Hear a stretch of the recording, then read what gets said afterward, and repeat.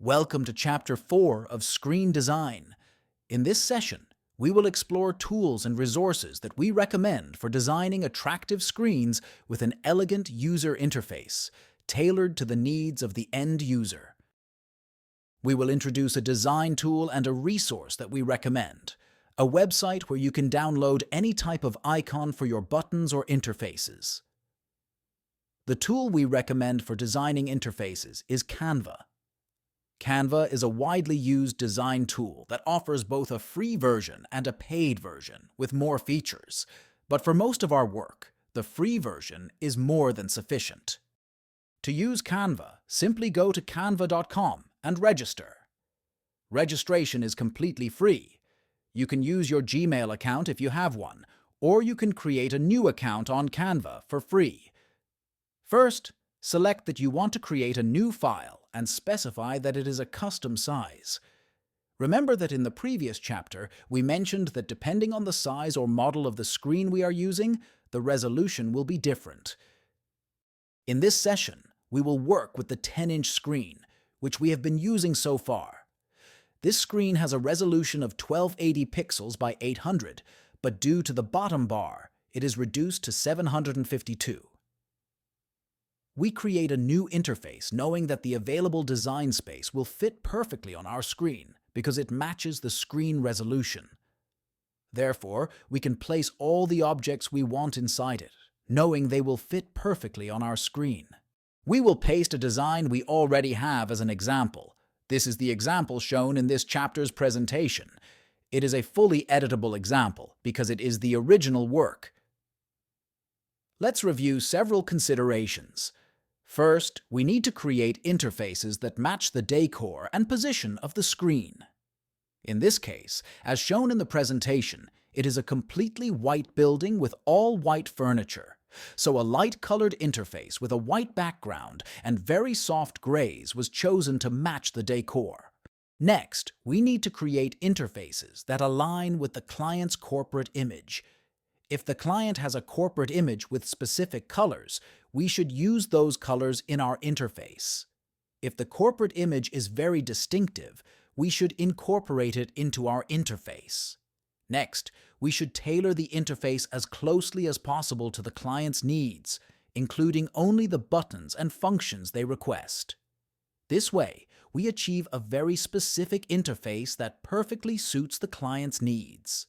Let's take advantage of this to design interfaces adapted exactly to the client's needs, with the buttons they need.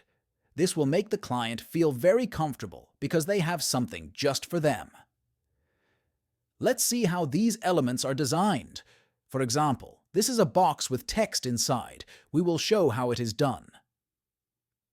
On the left side, as mentioned earlier, we have all the tools, starting with shapes and objects. Let's use a rectangle, adjusting it to the same size as the button below.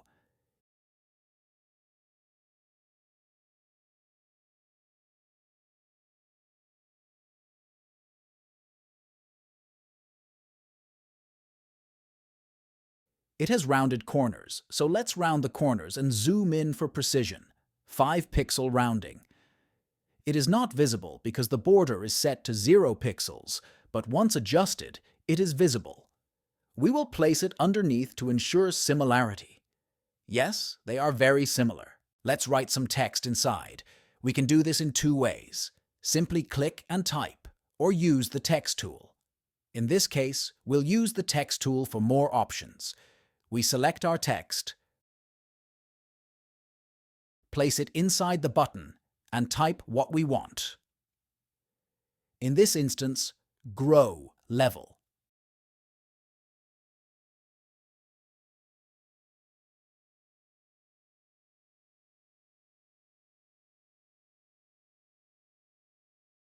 That looks better. You'll see that it has magnets to help us center it within its container. To convert this into a single image, we simply select it, go to Position, and here we have the exact size of this button, 25.6. We'll round it to 26 by 82, creating a new image of 26 by 82.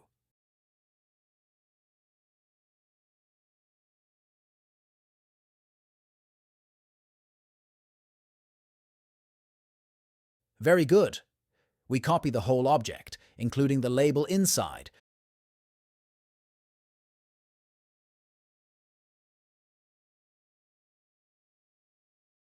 Copy, Ctrl plus V to paste it. It didn't copy the button, so Ctrl plus C, Ctrl plus V. We'll send it to the back and center our text. There, perfect. Now our button is ready to be saved. Now we have our perfect button. We then share and download it in PNG format, as it is ideal for our screens. Upon saving and checking the folder,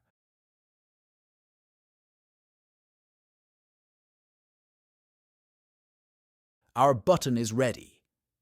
Returning to our original interface, we remove the completed element and note that all objects in this interface were created similarly: rectangles with text, layered rectangles, background rectangles. This interface is designed for a building with 4 floors, plus a ground floor, perimeter lighting, and control by scenes or individually.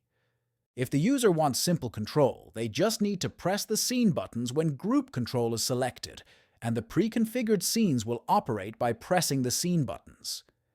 If they want individual control, all objects of this type around will automatically activate, and by clicking on each one, we can change their color and lighting intensity with these controls.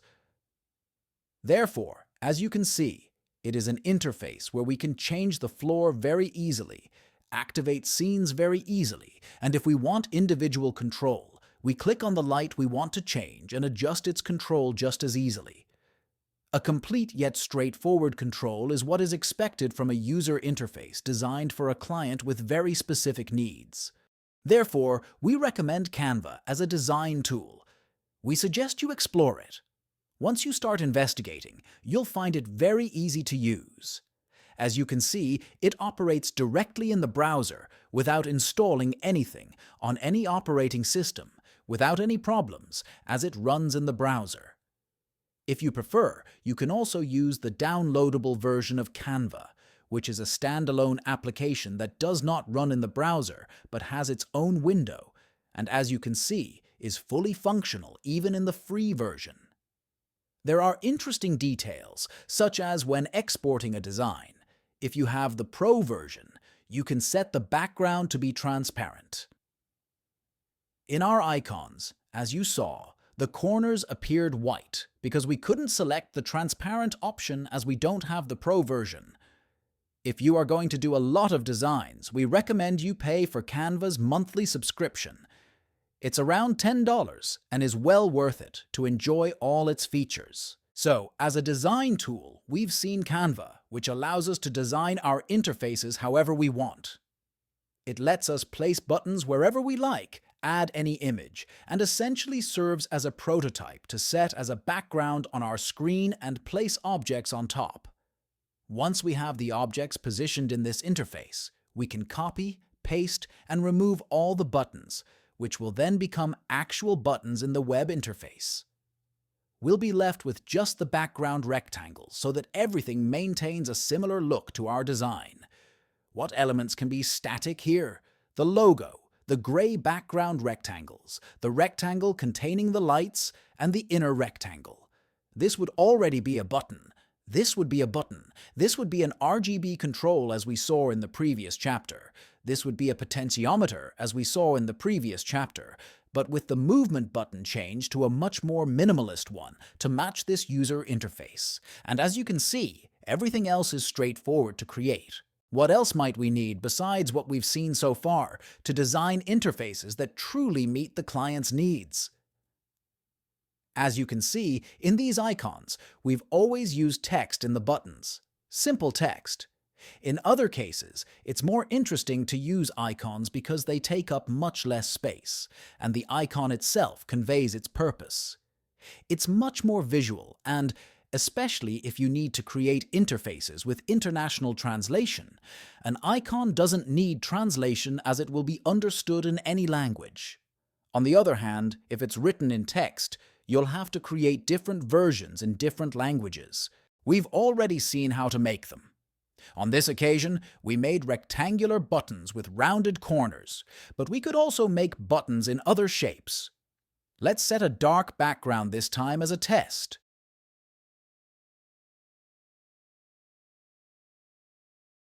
We'll make it black. There it is. Let's make a circular button, for instance. A slightly smaller button. Very well.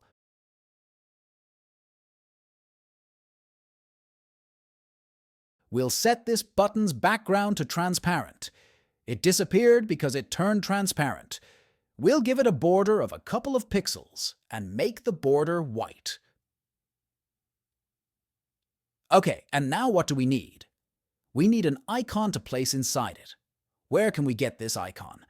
This is precisely the second tool we're introducing today. This website, SVG Repo, allows us to download high-quality icons completely free and has hundreds of thousands of icons. We'll do a few tests so you can see how it works. Okay, so for example, to search for a fan, we'll type fan, and as you can see, we have hundreds of options for fans. Usually, the first ones are the most suitable, almost always, or the most used. So, for example, I'll choose this one. If we click on it, we can edit it. As you know, our button will be black, so we want the fan inside to be white, right? We'll simply go to Edit, click on the color, and select white. When exporting, it's important to click this arrow to export it in PNG format. Okay, it has saved it. We go to our design, and now simply from the File Explorer, we drag it into our design. It's very large, so we'll reduce it and center it. A little bigger, centered in our button. As you can see, it looks great as a button. If we want to make it smaller, we just select the icon and the circle, and we can make it any size we want without losing appreciable quality. Okay, very well. Simply by doing the same, but with different icons. Let's close this and search, for example, for an RGB icon. As you can see, just like the previous case, we have hundreds of options to use an icon indicating that we can change colors. For instance, I'll choose this one. We would do the same. Change its color and export it.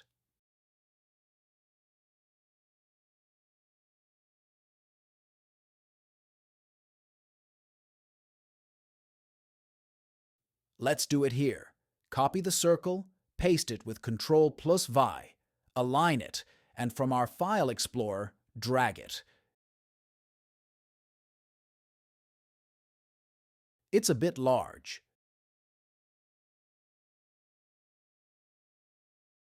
There, very good.